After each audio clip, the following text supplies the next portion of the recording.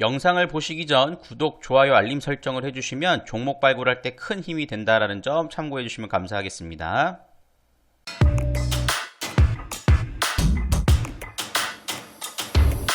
동시효과 들어갔습니다. 하나하나씩 좀 정리해 보면서 살펴보도록 할게요.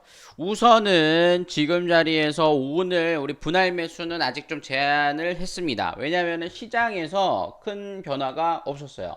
그렇기 때문에 내일 미국 시장의 움직임들을 한번 보고 대응을 하는 게 훨씬 더 합리적인 판단이 좀 되기 때문에 그렇게 좀 진행을 해나가 보시는 게 좋을 것 같은데요.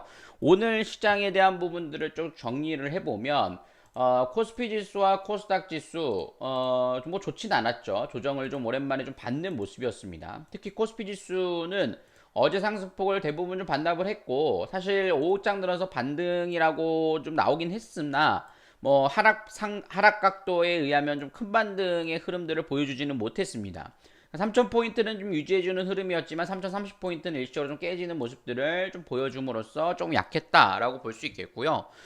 그런 부분들의 뭐 영향은 어쨌든 삼성전자의 흐름들이 좀 컸고, 삼성전자가 오늘 좀 반등다운 반등이 거의 없었어요. 분봉상의 흐름들을 보시면은 오전에 좀 하락하고 거의 횡보하는 모습들이 이어지는 정도까지 나타나줬죠. 특히나 이제 본격적으로 3분기 실적 시즌이 좀 시작이 되는데 위드 코로나 관련된 흐름들에서 화장품 관련된 종목으로서 뭐 LG생활건강 이런 종목들이 좀 실적 우려감으로 인해서 바닥을 모르고 좀 더 하락세가 이어지는 모습이 계속해서 나타나주고 있는 상황입니다. 화장품 종목들에 대해서는 제가 코스맥스를 제외하고는 조금 조심스럽다라고 말씀을 드렸죠. 그런 부분들을 좀 조심하셔야 된다라고 말씀드릴 수 있겠고, 대형주들에서 실적 쇼크가 좀 나온 종목들이 좀 약세가 이어지는 모습이었어요. 현대로템도 마찬가지였죠. 물론 우리가 이 종목은 뭐 2만원 초반대에 갖고 있으니까 아직 뭐 여유는 있습니다만, 이런 부분들이 조금 3분기 실적이 그렇게 좋지는 못한 모습이 나타나줬습니다. 그만큼 실적에 대한 부분들을 체크해 나가는 게 중요하고요.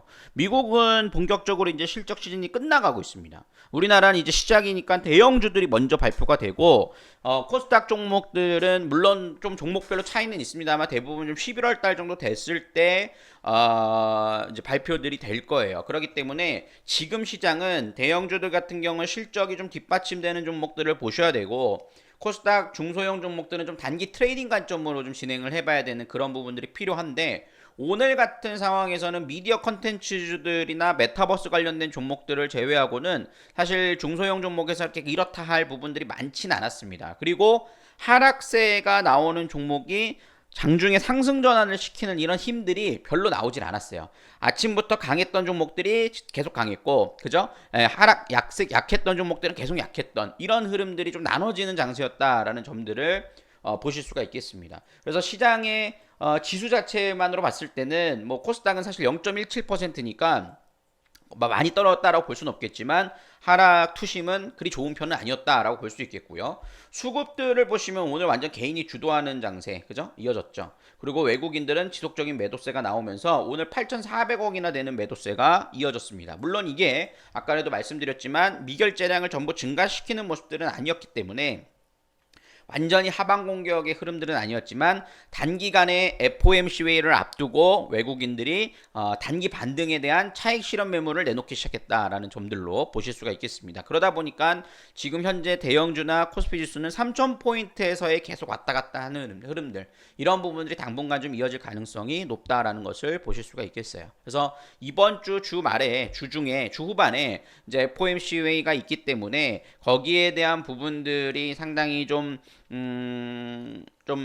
어떤 결과가 나올지에 대한 부분들을 좀 관망하고 있는 상태예요. 왜냐하면 최근에 파월 의장의 발언이라든가 옐런 재무장관의 발언들을 보면 물가 상승이 인정하는 부분들이 있거든요. 그러다 보니까 거기에 대해서 조기 금리 인상을 하는 거 아니냐, 이런 우려감들이 좀 유입되다 보니까 시장의 흐름들이 제한되고 있는 상황이다라고 보실 수가 있습니다. 그러다 보니까는 우리도 그 부분들을 어느 정도 좀 결과들을 좀 확인하고 종목들을 대응하는 거를 순서를 갖고 진행을 해나가 보시면 좋을 것 같고요. 그렇기 때문에 제가 오늘 종목들에 대해서 분할 매수하지 마시고 일단은 냅두세요 라고 말씀을 드렸던 부분이기도 한 겁니다. 왜냐하면은 이 영향으로 인해서 미국도 영향을 좀 받을 거거든요. 미국도 지금 전고점 자리에 놓여 있기 때문에 지금 보시면은 미국도 전고점 자리 나스닥 자리가 놓여 있고 S&P 500은 신고가 흐름들이 좀 이어지고 있는 상황입니다. 근데 음봉으로 좀 마무리가 됐죠. 어제 미국 시장이 상승을 한 부분은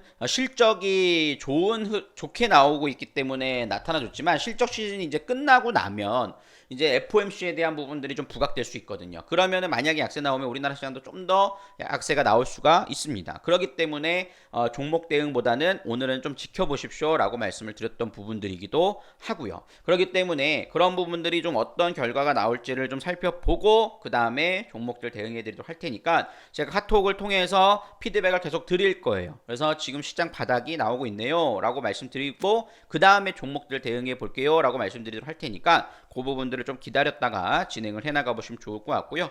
여전히 미디어 컨텐츠주들 같은 경우에는 제가 시황 시간에도 설명을 좀 드렸습니다만 앞으로 애플 TV부터 디즈니 플러스 이런 부분들까지도 지금 앞두고 있는 것이 굉장히 많습니다. 그렇기 때문에 여기서 물론 좀 올라간 종목들이 좀 꺾이는 부분들은 있을 수 있어요. 그리고 쇼박스 같은 종목들은 이제 좀 변동성이 장세가 있기 때문에 조심해야겠지만 아직 시세가 나오지 않은 미디어 컨텐츠주들은 조정 시에 좀 모아가는 전략들은 유효하다라고 말씀을 좀 드릴 수 있겠고 그런 부분들을 좀 감안하셔서 대응을 해나가 보시는 게 좋지 않을까라고 생각을 해보게 되는 부분입니다. 그래서 이런 부분들을 좀 살펴드리면서 좀 진행을 해나가 볼 수 있을 테니까 이렇게 좀 정리를 해드리도록 하겠고요. 일단은 환율은 뭐 큰 폭의 상승은 아니었습니다. 근데 5장 들어서 좀 올라오는 모습이었죠. 삼성전자가 조금 탄력이 떨어지면서 환율도 좀 올라오는 모습들을 보여줬는데 환율이 만약에 1175원을 넘어간 흐름들을 보인다. 그러면 시장 조정은 3000포인트를 다시 위협할 거고요. 그렇지 않으면 3000포인트는 그래도 지지해 줄 것으로 예상이 되니까 거기에 대한 기준을 좀 잡고 진행을 해나가 보시면 좋겠다라고 말씀을 드리도록 하겠습니다. 우리 회원님들은 제가 내일 또 종목들에 대해서 맞게 좀 대응해 드릴 거고 짧게 수익 실현하는 부분들도 체크를 해드리도록 할 테니까요. 내일 바른손 ENE도 한번 좀 기대해 보도록 하겠고요. 그렇게 전략을 세워드리도록 하겠습니다. 자, 오늘 시황에 대한 부분들은 이렇게 마무리하도록 하겠고요. 오늘 장 여러분들 너무 수고 많으셨고 저희는 내일 또 인사드리도록 하겠습니다. 수고하셨습니다, 여러분들. 지금까지 이데일리온 서영호 전문가였습니다. 감사합니다.